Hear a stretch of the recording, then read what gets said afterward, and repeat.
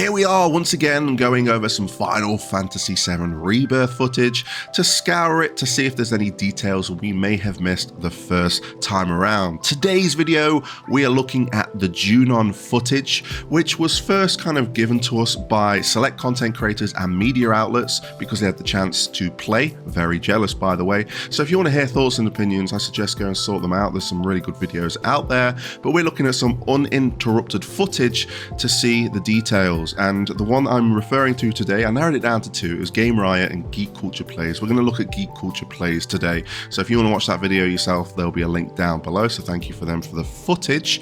And we're just going to get straight into it. So with that all being said, what is up guys, Jen here, hope you're all doing well. Welcome back to the channel. Covered you with timestamps as always, so if there's a certain section of the video you want to go to see what details I've picked up, feel free to do so. If there's anything I've missed, let me know in the comment section down below as well. All I ask is for you to support the channel and hit the thumbs up button. So let's get straight into the Junon footage. So straight off the bat, I might as well read this kind of demo selection screen. It says, Cloud and the company follow a group of robed individuals through the Mythril mine. As they exit, they are greeted by the expansive Junon region. Enjoy traversing the area atop the mountain Chocobo Belle as you look into sightings of hostile creatures in the area. So that brings us to something to do with Chocobo straight off the bat, because the yellow Chocobo we caught on the kind of grasslands demo was called Pico. This is Belle. So I'm assuming there is a named Chocobo for each region, or at least a named Chocobo for each a traversal ability it brings to the table, and I'm guessing that's going to be tied to each Chocobo ranch of the game. So that's really interesting to see and a nice note to pick up. Another thing is that the Cloud and company followed the group of robed individuals through the Mythril mines. So I'm assuming they may have seen them after they fought Alina and Rude in the Mythril mines. And they're playing in particular in performance mode. I don't know if it's going to shine through in this video, but it is at 1080p, and with me watching it on YouTube and then re-uploading it, there might be some kind of bitrate issues, but I will do my best to pick out the details in this one. So I'm going to pause champ straight off the bat. This is the exit to the Mythril mine. I was one of those people that thought from the original Summer Games Fest trailer was we were coming out the Mythril mines there. Obviously it was calm. I was just going off my mind of playing the original, like, oh, we didn't come out of a tunnel in calm. But this is such expanded upon on the original. There should be no surprises there. So this is the exit of the Mythril mine. Now this is an epic scene. We have the, well, what we assume to be the Condor from Fort Condor take one of the robed individuals and just, well, we don't know. That guy is not making it to the reunion, or will he? Maybe he tries to escape.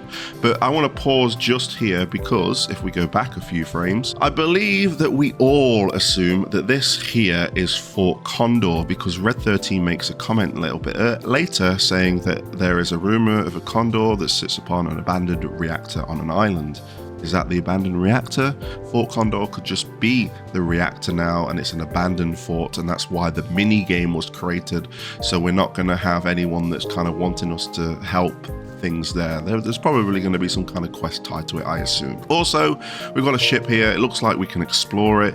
So if we do go off the beaten path, we can maybe find some secret items in here that might help us, some crafting materials or something along the lines there. So here we just get a glimpse of Junon. We did earlier in the cutscene, but it's nice to see the Highwind. It is actually active at the moment. The propellers are going, so I don't know if that ties into anything or is it just kind of show off that the Shinra own an airship that's not quite ready, but they are probably doing some engine tests. Maybe we hear words of Cid when we go up there when it's time to do the parade. Now, because this is a demo, I'm assuming that certain parts of this are created for the players to experience the demo, such as having Belle straight away, this black Chocobo that we know that can traverse mountains. We know that content creators were told that they can't actually go up mountains, but they will do once, you know, the final game comes out. It's just restricted to the demo.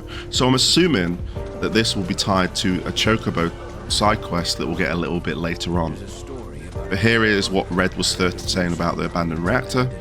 Very interested to see if there's a big quest for that. So we're in the menu again. We're going to have a quick look at the item Transmuter, and we had a look at this in the Grasslands demo, but there's something I want to look at in the particular is the cushion, because I said in that video that if you have the cushion, you have the ability to replenish your MP as well as your HP. If you don't have the cushion, it's just HP, but it looks like the description says here it allows you to use broken down rest stops. So maybe you can't set off that waypoint or you can't rest there until you have a cushion. And it looks like it doesn't take much to craft it. We need some sage leaves, some Mara Duram, and some laurel leaves to do that. It's also to note just here at the bottom, it says to remove from to-do list. So it looks like certain items we will be able to kind of put on like a quest log tracker. Maybe it helps us find the items a little bit easier, but we can have, looks like we can have up to 10. It looks like here are the 4 that we've already put on the list, and we can put up to 10, so it will just help us find those items a little bit easier.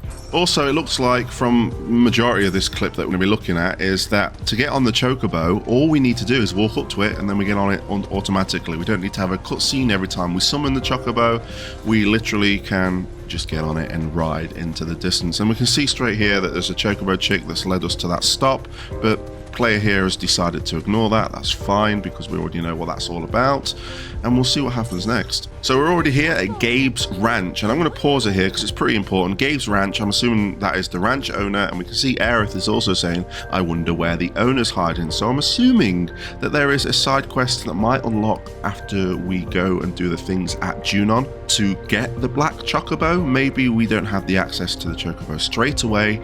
We can go to the ranch and do the items and do the Chocoboutique, but we can't get the black Chocobo until we've done something in Junon, and then we maybe find Gabe in Junon, lower Junon, that says, oh, come back to my ranch, I've got a job for you, blah, blah, blah, and then we get the black Chocobo. Or maybe it doesn't even happen until we've gone to upper Junon, because maybe there is a quick route up there that we can climb the mountain so we can get to the upper Junon faster. I don't know, but I'm just trying to put all the pieces together, and I think that's the one that makes sense the most. Okay, we're at the Chocobo Ranch, and this is where we spend our golden plumes. Like I said in the Grasslands demo, I assume that there's going to be different items at different ranches. Here in particular, we have Chocobo kind of attires that suit the Scorpion and Sentinel from Remake, and you can see here Scorpion helmet, Scorpion breastplates, and Scorpion greaves. All we need is 3 golden plumes. We know that we can get the golden plumes from doing the Chocobo stops, and we get them from catching Chocobos as well. We got 3 from catching Pico, and we got 1 for each thing that we did. So it's nice to see that we're going to have quite a lot of customization for Chocobos. And just slightly after that, you can see that these signs here are indeed to open up the Chocoboutique. We've seen it in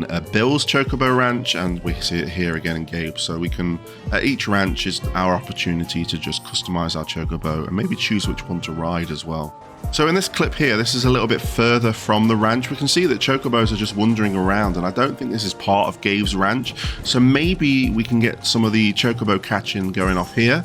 Maybe there's a mini game that we can do here originally. Maybe we don't even get access to Belle straight away. We have to catch another yellow Chocobo if we want to use one in the Junon region. So now we are entering, and we can see that the enemies are floating here. Remember, this is a really early build, but we've got floating enemies, but they're going to fall to the ground in a minute. But we have Mai telling us about a rare Whymzelett variant, and she gives us a synopsis, which is going to be interesting, which I also is going to be viewable in the enemy intel. But we go straight into it. We have those 3 objectives: stagger an enemy, prevent an enemy from using soothing breeze before it takes flight. So I assume that you have to be quick. There'll be like a visual trigger that it's about to take off and fly, and then you can hit it and then defeat all the enemies within the time limit. So let's see whereabouts we get a bit of a fighting with Red 13 tutorial. There's a lot of tutorials thrown into this because it is a demo, but let's see what the trigger is for them using soothing breeze. There it is, straight off the bat, and it looks like, well, it looks like you can't really interrupt it by the looks of it, so it'll be interesting to see how we can get into that, using it like ever so much there. So maybe we have to really stagger it straight off the bat. So we can see here that they've completed the world intel mission. We've got rare Fiend data, and we got 10 Junon area points, I assume, this time. Maybe we would get more if we got that last one there and it would fill in both of these things here. Or maybe there's just 4 rare enemies in the Junon area, which is quite good. And then we can see here the kind of overall world intel, and we've only just done a small section here, but obviously this can change when it comes up to the final release of the game. I also think it's really nice that you can reattempt it at any time, just at a click of a button, which is really nice for replaying or kind of coming up with the best strategies to take these monsters down for other people that may be struggling. So I thought I'd pause here because it's a quick tutorial on selecting your team. We can see that we can choose from 3 preset battle parties, and you can swap them any time, but in the final game you'll be able to freely assemble your parties, including their equipment material. I'm assuming that just says here because I think in this demo you can't go into equipment and materia. I doesn't think that means you can take Cloud out of the party. So in this particular footage, we get to have a look at the abilities, and we don't get to look at every character, but we'll look at the ones that we got. So for Tifa, we have the limit breaks. We've got Somersault, launch an enemy high into the air with a Zangan style swift kick. So there is a mention of Zangan here. I don't know if it was mentioned like that in Remake. I'll have to look back at it, or maybe you can correct me in the comments, but we'll see. We've also got Dolphin Flurry, unleashes an unrelenting stream of acrobatic attacks, significantly increasing the stagger. So our abilities for Tifa, we have Unbridled Strength, Strength and basic attacks and increased combo count, allows Whirling Uppercut to be followed by Omni Strike, then Rise and Fall. Very similar to Remake, but I think it's just tweaked ever so slightly. I'm not the best at combat breakdowns, but I'm sure someone will chime in and let me know. Focus Strike, evade and unleash a charging attack, moderately increased stagger, can use while airborne. Dive Kick, leap into the air and unleash a powerful kick. Reverse Gale, knock your enemies up and bring them down with a wide aspected attack, launches enemies towards you, can use while airborne, which is nice to see that, you know, airborne attacks can really happen here. Spare Change, deal damage based on the amount of gil thrown. And then Chakra, restore your own HP relative to damage taken, more effective when HP is low, also removes the poison status effect. And then the spell she has equipped is Thunder, Thundara, and then the synergy skill, it looks like she can use with both Red and Cloud. Team up with your partner to perform a jumping attack, can strike faraway enemies. So here are Barret's abilities. We have Fire in the Hole, shoot an orb of energy that creates a large explosion. Catastrophe, marshal all your strength and channel it into a concentrated beam of energy, significantly increases stagger. And his abilities are Steel Skin, temporarily reduce damage taken and how easily you are interrupted. Maximum Fury, consume all ATB charges to fire a long stream of bullets to an enemy. Focus Shot, consume all ATB charges to unleash a concentrated burst of energy, significantly increases stagger. And then bonus round, load your weapon with unique bullets that can stagger and power up your attacks. It looks like Barret's got quite a lot of materia equipped here, because he's got Aero, Arrower, D-Protect, D-Shell, Cure, Cura, Barrier, and Mana Ward. And I don't think we get to see the synergy skills here. Nope. So on to Aerith. We got Healing Wind, summon a Soothing Breeze to restore a moderate of HP to all allies. Planet's Protection, entreat the planet's favor to nullify physical attack damage and dealt to all of the party members. Then her abilities are Soul Drain, unleash an attack that absorbs MP, absorbs additional MP from staggered enemies. Sorcerer Storm, deal a magic to nearby enemies. Arcane Ward, conjure a reward. Attack spells cast within the ward would automatically cast twice. I think that might apply to everyone, not just Aerith. And also we've got Radiant Ward, conjure a ward that grants invisibility while casting spells, strengthens Aerith's basic attack. Prey, restore an amount of HP to allies, and cost 2 ATB, and then Limit Siphon, absorbs an ally's limit gauge to fill your own. Unfortunately, that looks like that all they went into in the menus there. I'll have to scour the web to see if I can find any more, and I'll probably make an additional video on abilities. So something interesting I want to point out here, we know that we have that Mako flow of energy that tells us where to go, but in here in particular it's red, and I don't know why it's red. And then it was green. So maybe there's a different button we can press. I'm gonna have to watch that again.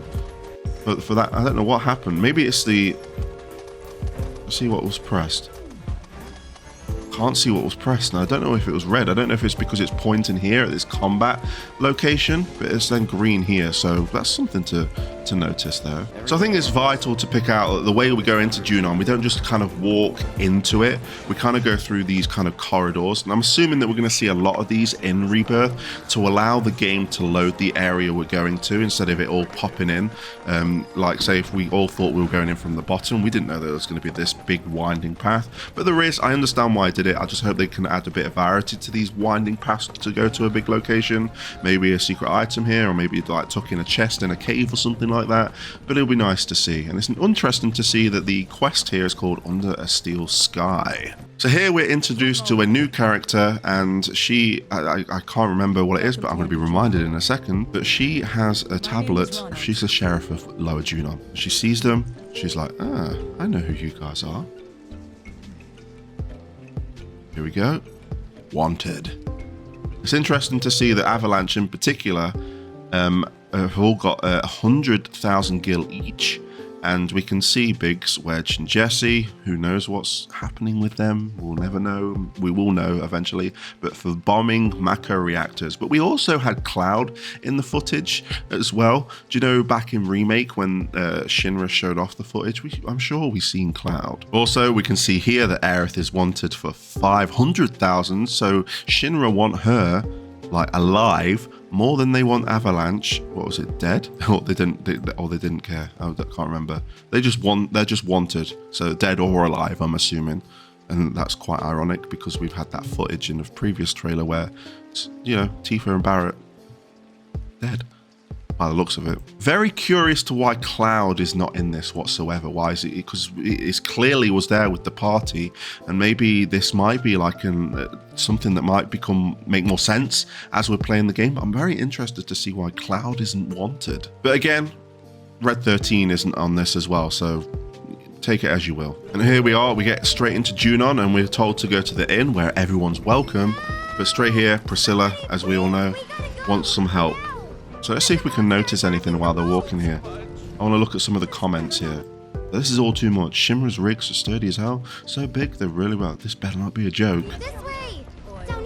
Oil, coal, wind. The Republic of Junon had no shortage of ways to generate power. My knees are knocking. So these guys have it hard by the looks of it in Lower Junon, which obviously reflects Midgar and Under the Plate as well. And we can see over here, I'm assuming, I'm taking a guess, but just a few more steps back here where all this is fenced off, that this may be the way up to Upper Junon for like the Shinra soldiers to come down. Do you know that how there's always that one Shinra guard that's guarding it? I'm assuming that's the place there. So I see some dialogue here just before they rest on this bench here. Children of the planet, listen, heed our voice of our great mother. This is terrible what we do. So I'm interested to see if this is tied to someone that might be given some side quests. Maybe there's a believer or something. Maybe they know about the Cetra. Something to note. And here we go, the debut of Yuffie. Looks like she is taking the place of Priscilla in the original. She's the one who's in trouble with the Terror of the Deep Bottoms well.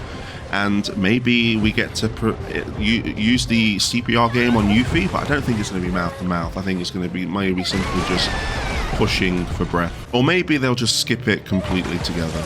But it's very interesting that they've done that. It kind of makes sense, and it is a perfect transition into a battle here.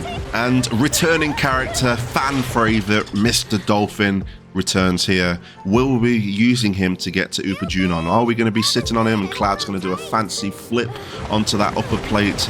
We will find out in the game, but I'm very interested. But he is coming to the rescue here, and he obviously helps out the team a little bit towards the end of the battle here. But we can see Yuffie takes a bit of a nasty fall here. They decide to take her. I'm assuming they'll take her straight to the inn, and they carry her off. And then obviously we are tasked with getting rid of Bottomswell here. And I must admit, Bottomswell has got a great redesign here. I'm sure this is going to be a pretty epic fight. And I still think that this is Lower Junon's kind of main method of kind of transporting goods. Maybe Yuffie was trying to borrow one of their boats to go back to Wutai. Maybe she was like, oh, boats, I hate water. I'm going to go off and go to Wutai. And you know how she always gets like, she's air sick. Maybe she's a little bit seasick as well. But here we go, straight into the battle with the Terror of the Deep. And, you know, I'm not the greatest when it comes to combat breakdowns, but I can surely tell you here without a shadow of a doubt, this is going to be quite an intense boss fight. I believe in this gameplay in particular, they get a game over, but there's going to be multiple phases. We can see that later in the fight, the floor gets used, and it's going to be such a great thing here. Also, to note the music is if we get a very like Wutai and Yuffie themes in here. So I don't know if you can hear that too. I've got music overlaying the music, but we'll see. There's going to be such a great soundtrack. I think we can all agree with that. We can also see that we are defeating Watercell, so the bubble attack that Bottomswell used in the original is returning in the way of like Watercell. So if a character is engulfed in one, I assume that we need to take it out as quick as we can. I really think this is going to be a pretty cool boss fight, and I think this gameplay footage abruptly ends by the looks of it. If we just skip forward, I think it does. So yeah, abrupt end there, but there you have it. We've gone over the footage. There is so much more kind of Junon footage you can find online with different ways people are playing. So I'm sure there's other details there. If there's something you notice in particular or a gameplay clip that you want me to check out in a little bit more detail, then let me know in the comment section below. But that kind of does it for Junon. Next time, we are going to be looking at the Nibelheim flashback. We're probably going to refer to the same video that we referred to today. So I'm hoping you can join me for that one. As always, thank you for watching. If you like what you see, hit the thumbs up button, subscribe to the channel, hit the notification bell so you are notified of that content, and as always, get involved in that comment section below because there's probably things I didn't notice and I would love to discuss them with you. So thank you for watching, and until next time, I'll catch you on the flip side.